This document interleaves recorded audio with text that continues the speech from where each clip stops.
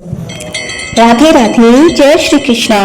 कृष्णाय वासुदेवाय हरये परमात्मने प्रणत क्लेशनाशाय गोविंदाय नमो नमः। हरे कृष्णा हरे कृष्णा। आप सभी को सावन पुत्रदा एकादशी की हार्दिक शुभकामनाएं। श्रावण मास की शुक्ल पक्ष की एकादशी को पुत्रदा एकादशी कहा जाता है। यह व्रत विशेष रूप से उन दंपतियों के लिए वरदान है जो संतान सुख की कामना करते हैं। पुत्रदा एकादशी का व्रत करने से न केवल संतान की प्राप्ति होती है बल्कि समस्त पापों का नाश होकर जीवन में सौभाग्य, शांति एवं आध्यात्मिक उन्नति प्राप्त होती है। अब प्रस्तुत है एक दिव्य कथा जो स्वयं भगवान श्री कृष्ण ने धर्मराज युधिष्ठिर को सुनाई थी। श्री पद्म पुराण में वर्णित पौराणिक कथा के अनुसार महाराज युधिष्ठिर ने पूछा, हे मधुसूदन, श्रावण मास के शुक्ल पक्ष में किस नाम की एकादशी आती है? कृपया उसका भी वर्णन कीजिए।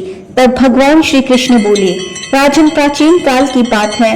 द्वापर युग के प्रारंभ का समय था। महिष्मती नगरी में राजा महिजीत अपने राज्य का पालन पोषण करते थे, किंतु उन्हें कोई पुत्र नहीं था, इसलिए वह राज्य उन्हें सुखदायक नहीं लगता था। अपनी अवस्था अधिक देखकर राजा को बड़ी चिंता होने लगी।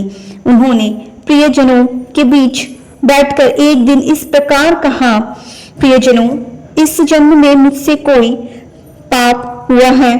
मैंने अपने खजाने में अन्याय से कमाया हुआ धन भी कभी नहीं जमा किया। ब्राह्मणों और देवताओं को धन भी मैंने कभी नहीं लिया है।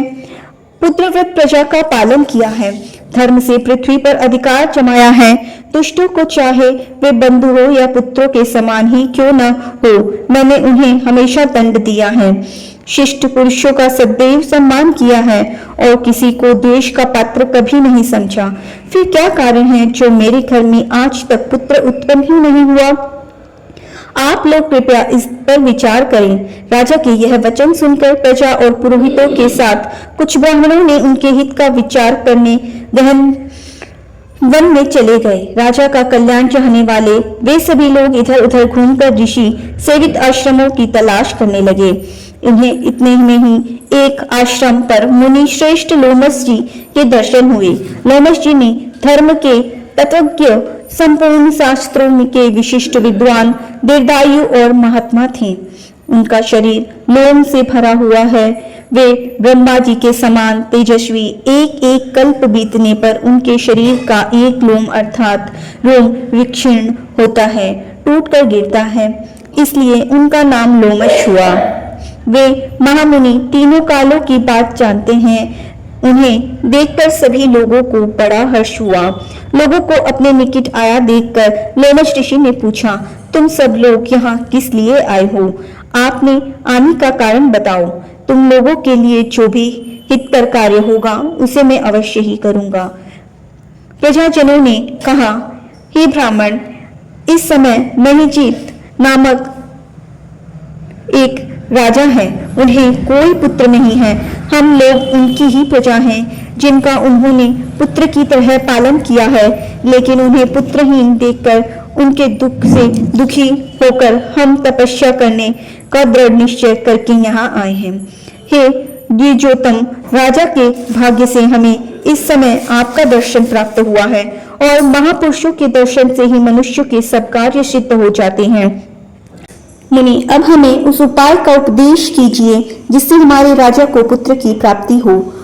उनकी बातें सुनकर लोमश ऋषि 2 घड़ी के लिए ध्यानमग्न हो गए। उनके बाद राजा के प्राचीन जन्म का वृत्तांत जानकर उन्होंने कहा, प्रजावत सुनो।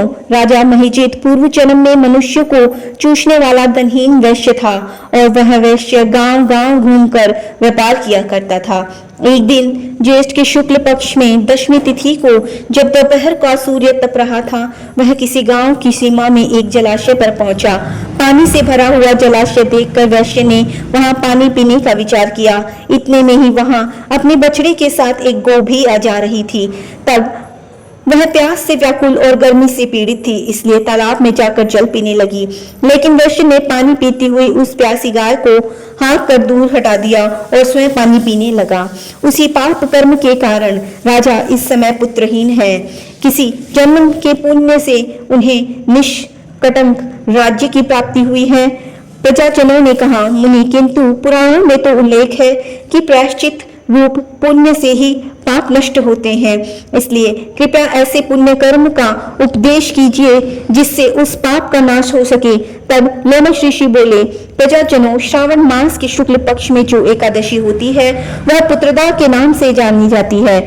वह मनोवांछित फल प्रदान करने वाली होती है। तुम सब उसी व्रत का पालन करो। यह सुनकर प्रजाजनों ने मुनि को नतमस्तक होकर प्रणाम किया और नगर में आकर विधि पूर्वक पुत्रदा एकादशी के व्रत का अनुष्ठान किया। उन्होंने विधि पूर्वक जागरण भी किया और उसका निर्मल पुण्य राजा को अर्पण कर दिया। कुछ ही समय में रानी के गर्भ धारण किया और प्रसव का समय आने पर एक स्वस्थ और बलवान पुत्र को जन्म भी दिया। इस प्रकार पुत्रदा एकादशी के इस पावन महात्म्य को सुनकर मनुष्य पापों से मुक्त हो जाता है और यह लोक में सुख पाकर परलोक में स्वर्गीय गति को प्राप्त करता है। सभी प्रेम से बोलिए पुत्रदा एकादशी की जय। अब सुनिए भगवान श्री हरि की प्रिय तुलसी महारानी की कथा। प्राचीन कथा के अनुसार एक बार एक बूढ़ी माई थी जो नियमित ग्यारस माता का यानी कि एकादशी का उपवास रखा करती थी और तुलसी के पौधों की सेवा किया करती थी। तुलसी के पौधों को सींचा करती थी। वे सुबह को बिना तुलसी के पौधे की पूजा किए अन्न जल कुछ भी ग्रहण नहीं करती थी।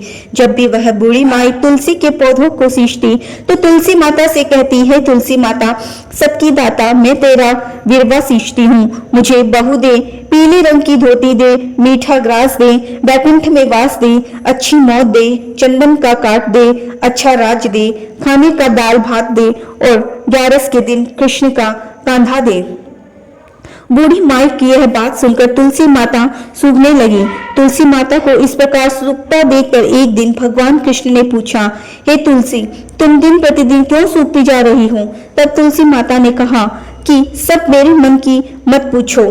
भगवान कहने लगे, मैं नहीं पूछता तो कौन पूछेगा? तब तुलसी माता कहती है कि हे प्रभु, एक बूढ़ी माई आती है और अपनी बात कहकर चली जाती है। मैं उनकी सारी बातें तो पूरी कर दूंगी, लेकिन कृष्ण का कांधा कहाँ से लाऊंगी?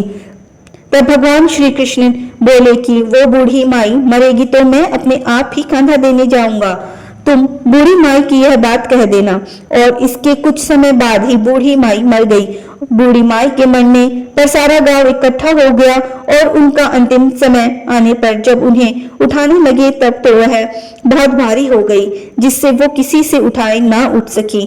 सभी कहने लगे, यह तो बहुत धर्मात्मा थी, बहुत संस्कारी थी, खूब पूजा पाठ करने वाली थी, कोई पाप तक नहीं किया, फिर भी इतनी भारी कैसे हो गई?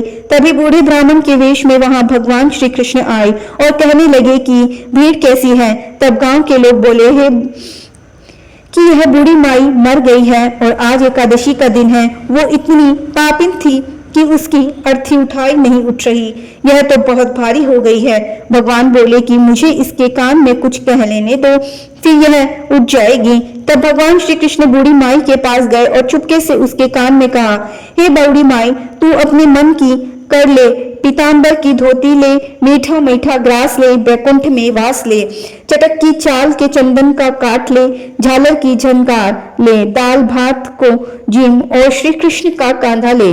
भगवान की सारी बातें सुनकर बूढ़ी माई तो हल्की हो गई और तब भगवान श्री कृष्ण उन्हें अपने कांधे पर लेकर गए। इस प्रकार बूढ़ी माई को मुक्ति मिल गई और वह बैकुंठ लोक को चली गई।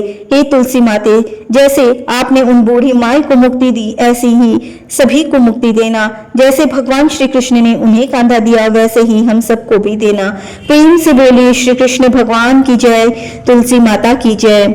अगर आपको यह कहानी वीडियो पसंद आए तो चैनल को लाइक एंड सब्सक्राइब अवश्य करना और कमेंट बॉक्स में जय श्री कृष्ण और जय तुलसी मैया लिखना ना भूलें। धन्यवाद।